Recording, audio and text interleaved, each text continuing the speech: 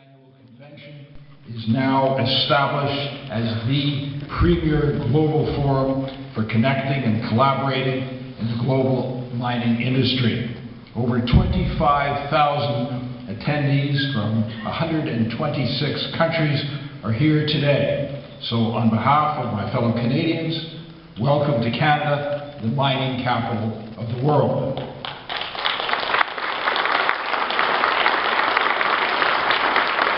The City of Toronto, my home, is the global hub for mining finance. Toronto's stock exchanges comprise 70% of the world's mining equity capital in 2012, raising over $10 billion. 364 mining companies are listed on the Toronto Stock Exchange, together valued at $381 billion. The city is home to 57% of the world's publicly traded mining companies. Toutefois, l'exploitation minière a une incidence dans l'ensemble du pays, motivant notamment les économies du Québec, de l'Ontario, de la Colombie-Britannique et de la Saskatchewan. Depuis 2004, le Canada est la principale destination des investissements de l'exploitation minière au monde. Et il est facile de comprendre pourquoi. Pendant 6 ans consécutifs, le Forum économique mondial a coté notre système bancaire comme étant le plus fiable au monde. Notre ratio de la dette nette au PIB, nos prix de revient de l'entreprise sont les plus fiables parmi les pays de G7. Le Canada a obtenu une cote de crédit AAA de toutes les grandes agences d'évaluation de crédit. De plus, Bloomberg nous a placés au 2e rang des pays les plus accueillants pour les entreprises. Mining has an impact across the country, driving the economies of Quebec, Ontario, British Columbia, Saskatchewan, and beyond. Since 2004, Canada has been the top global destination for mineral exploration investment. And it's easy to see why. For 6 straight years, the World Economic Forum has rated our banking system the soundest in the world. Our net debt to GDP ratio and our business costs are the lowest among G7 countries. Canada has a AAA credit rating from all the major credit rating agencies. And Bloomberg ranked us as the world's 2nd friendliest country for business.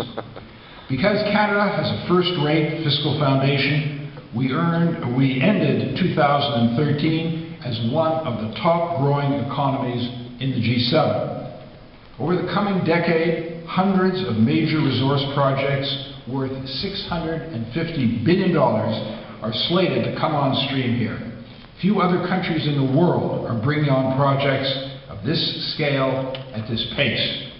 Your industry employs more than 400,000 people across this country.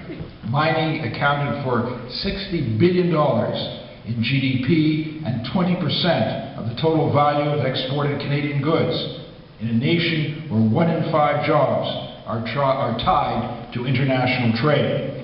And that is why I and my colleagues have been traveling around the world to make sure that this industry has even more opportunities to succeed. I was recently in India, where I signed a letter of intent for cooperation in iron ore and steel.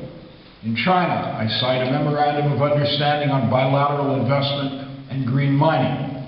China alone accounts for 40% of world metal demand. Without exception, in each country I visited, one overarching message is clear. The world wants and needs Canada's vast resources. The world wants to do business with Canada, and the world admires Canada's economic and social success. Before I continue, let me take a moment to address an issue that undoubtedly is on the minds of many of you, and that is the decision to reject Taseko's proposed New Prosperity Mine, a decision which I appreciate some people in the industry are questioning. Now, you know that our government has taken action and has been advocated for your industry in Canada and around the world. Government has a responsibility to balance economic and environmental considerations when reviewing resource projects. New Prosperity underwent a rigorous review process by an independent panel. The panel identified significant adverse environmental effects, very similar to those identified by an earlier panel report in 2010. Based on that finding, the project was not approved. We invite the submission of another proposal that addresses the environmental issues. Now, let me emphasize what I hope you know. Our government remains committed to supporting your industry, and we are taking action to help you grow. This past year has been challenging for many, with capital very hard to come by, especially for small exploration companies. But I'm confident that the new issue market will rebound, along with commodity prices, as they always have. And our government will help you maximize the potential of Canada's natural resources. Let me give you some examples of the action we're taking. Canada is modernizing its regulatory system for resource project reviews. Our plan for responsible resource development strengthens environmental protection standards with the goal of world-class protection. At the same time, it's providing certainty and predictability for investors by introducing fixed timelines for assessments and reducing duplication. Our plan also strengthens Aboriginal consultations. We know the importance of skills, training, and jobs for Aboriginal communities. Mining employs more Aboriginal Canadians than any other sector in the Canadian economy. So we want Aboriginal people to achieve long-term benefits for the development of our resources.